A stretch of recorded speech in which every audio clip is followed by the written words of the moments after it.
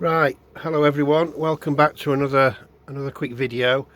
We did the last one about 3 months ago now, and we've actually got quite a few more vehicles since. So I'm just going to show you what we've got and any plans that we've got with them.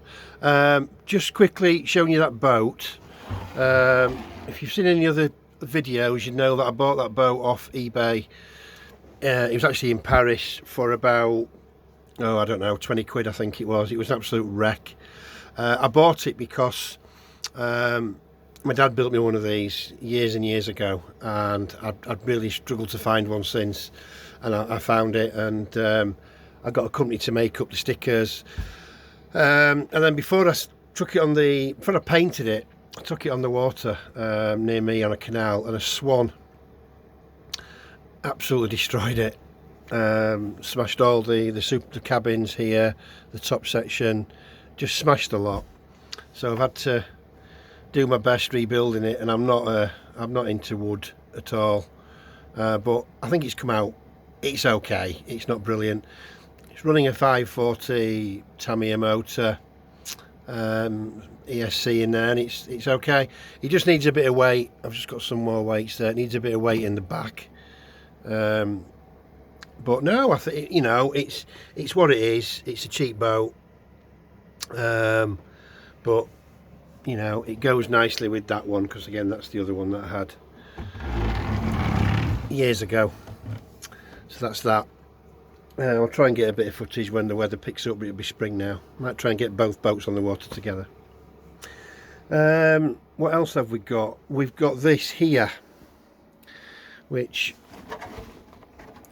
I got this for Zach, my eldest. It has got a lossy shell on it, but I can assure you it's a Traxxas slash. It's a slash 4x4, relatively standard servo, standard Millennium motor, ESC.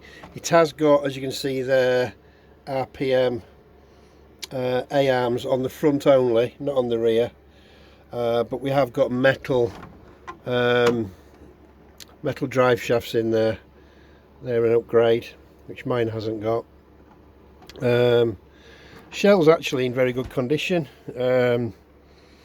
Typical slash, strong as an ox, and great fun when me and Zach are racing them together. So that's that. Now what else have I got? Right, it's a few more actually. The first one is this beauty. Let me just bring it up for you. There we are. Now, the Ford Ranger is a very special car to me. Again, it's one that I had when I was a lot younger. My dad built me one. Obviously, I did what everybody did when you're about 6 years old, and I wrecked it. I bought this off a good friend who's had it a while. I'm not sure how long he's had it, but he's had it a while. I've kept badgering him for it, and he finally gave in, I think. I've not done a lot to it yet, to be fair. I've changed the wheels. It had the original wheels on it when I got it, but they were very, very yellow and very chipped. I didn't like them. So I've put some new wheels on. It already fitted new tyres, which is great. So I've cleaned the windscreen because that was really badly scratched, and now that looks a lot nicer. I'm going to paint the driver. The rest of it, I'm not sure. If you look on here, the paint here isn't particularly great, and this top panel here should be black anyway. And then if you look on the bonnet, whether it'll show up on here or not, I don't know, but there's some there, look, like a rippled effect in the paint on that side. It's not very nice. So I think, particularly now that the white wheels have made these stickers look more off-white than they were, and bear in mind that needs to be black anyway, I think I'm going to strip it down, sand it down, you know, properly, get a sunroof panel for it, because that's got a piece of perspex in. The Blackfoot one I've been led to believe is okay. So complete repaint and new stickers I'll get from MCI, and it'll refresh it lovely, I think. So repaint the driver. It's running, I believe, a standard motor in there. I've cleaned all this case up, come up beautiful. It's now got an ESC in there and receiver and everything. It's fully running, goes better than I thought it would actually. And then all the suspension is going to come off and it's all going to be cleaned right down to the chassis. So some nice bits to do on that. Looking forward to that one. It should be good fun. The next one is more of a shell than a new car, and it's this, which is the L&L models Mk2 Escort.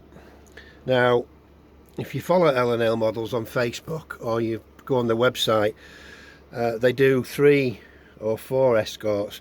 The Rothmans Escort's always been around. It's been around for years, and I've never bought it just because everybody had the Rothmans Escort.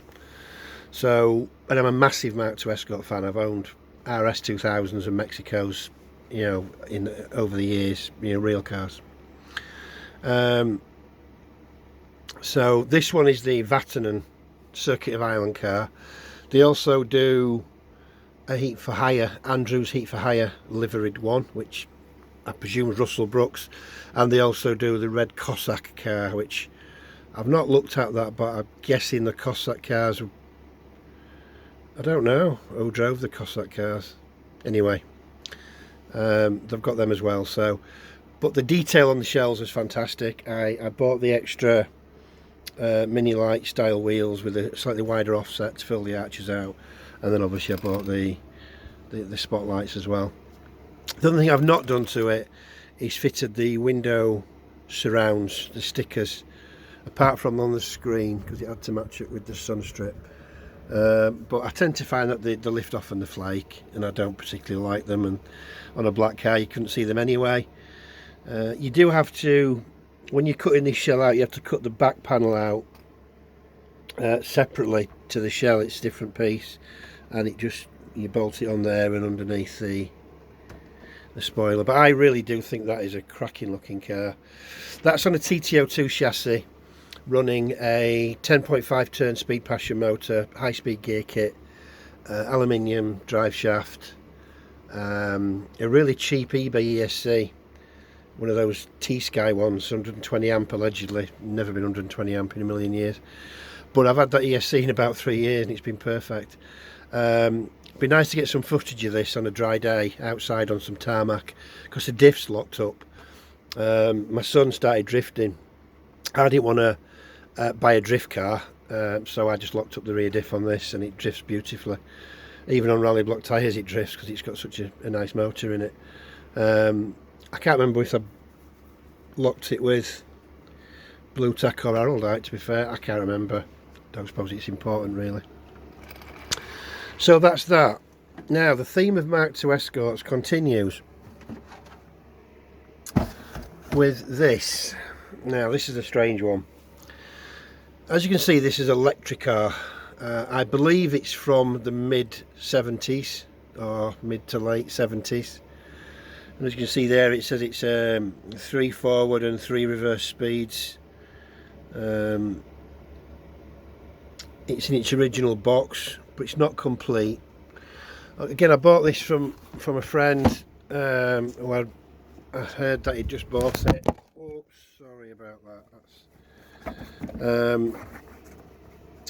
I'm not sure now I've got it what I'm going to do with it, if I'm honest. Just trying to, there we are, put that there. So the shell has never been painted. Someone's attempted to cut it out. This is not my friend who's cut this out, I want to be clear. I think his words were a goat had tried to chew them out, I think. But if you look on the wheel arches, they haven't gone to the actual correct arch anyway. So actually it's not a big problem they've done that. they've come a lot closer on the rear. They've not even cut this section out here, and then the other side they've done exactly the same, but again not gone to the complete arch and missed the complete arch out there. It mounts to the chassis there, and they've put 2 holes in there, but they don't even correspond to the mounts on the chassis, so I don't know what they were doing there. But again, I'm not sure what to do with it, I'll be honest. It needs restoration, it needs a good clean. It's running as you can see there, a Futaba M series radio equipment, which is it's a single box with 2 servos, like a twin servo setup. I've never seen that before. We've got another battery pack here. We've got a very large fuse at the back there on some kind of circuit board. I really don't know anything about it. Looks like it's a 540 size motor, and there should be a complete cover which goes over this, which is missing. Tyres are actually in decent condition, not too bad, although they're very, very hard, so they're probably original. Well, they are original. The plan when I got it was to paint it box art, which I think could be fun, but now I don't know. I might move it on. I'm not sure if it's, I don't know. I may advertise this one for sale at some point. I'm really not sure. I mean, I guess it's quite collectible. I don't think it's got a lot of value, but it's nice that it's in its original box, I think, anyway. So that's that. Now, one more. I'm not going to get this out actually, but down there we've got an original, I believe it's mid-90s Traxxas Bandit. Bought it off eBay for something like £30. The shell's been cut out on that, but it's not been painted, so it's clear shell still, although it's lost its protective cover, and it's gone very yellow, so I'm not sure how that's going to paint up. The car has been used, it's just been run with this clear shell on it. It needs a lot of cleaning, a lot of restoration work, which I'll do. That's going to be a project for the winter. Sadly, it doesn't come with the stickers. I've contacted Traxxas, they can't help. MCI would help, but they need something to copy the stickers from, and the picture's not good enough for them, so not sure how we're going to go with that. Whether I might just fit some modern Traxxas stickers to it. May go box art. Just unsure how it'll take the paint with it being yellow. I'm not sure if all the colours will look a bit weird, so I'm thinking maybe just go white with it, but I'm not sure, to be honest. I think that's it. Nothing else has been bought. Oh, actually, just bought another radio. I know it's not, you know, a top spec Futaba or somewhere, but I don't race. We just bash, and it was about 32 quid. It's 10 multi-model, 10 model memory. My normal radio that I use is this Absima, which again is 10 model memory, but that's full. The beauty is these two use the same receivers, which is the AFHDS as it says on there, and you can get 2 receivers for like £10 delivered. Because I know they're not the greatest radios, but for what I use them for bashing, they're really good. They're cheap. What I'm trying to do is get all my cars onto these 2 radios, because if you look down here, you know, it's just getting a little bit ridiculous with radios. So, and expensive really, because I'm constantly taking radios, your batteries and everything else. I mean, the Obsema one just takes 4 AA's, and that's actually got a lithium poly. I think it's a lithium polymer battery. Yeah, a Lion battery in there, which you charge up via a charge point onto a USB, and you've no batteries to mess about with. So I think that's a cracking idea. I'll put that on in a minute. So yeah, so that's that.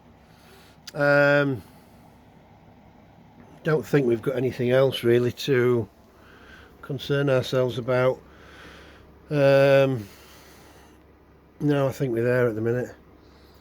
I'm sure there was something else, but I don't think there is. So yeah, that's it for now. So thank you for watching, and we'll try and get some videos of these two beauties, and maybe the Slash as soon as we can. Thanks for watching. I do appreciate it. Thank you. Bye bye.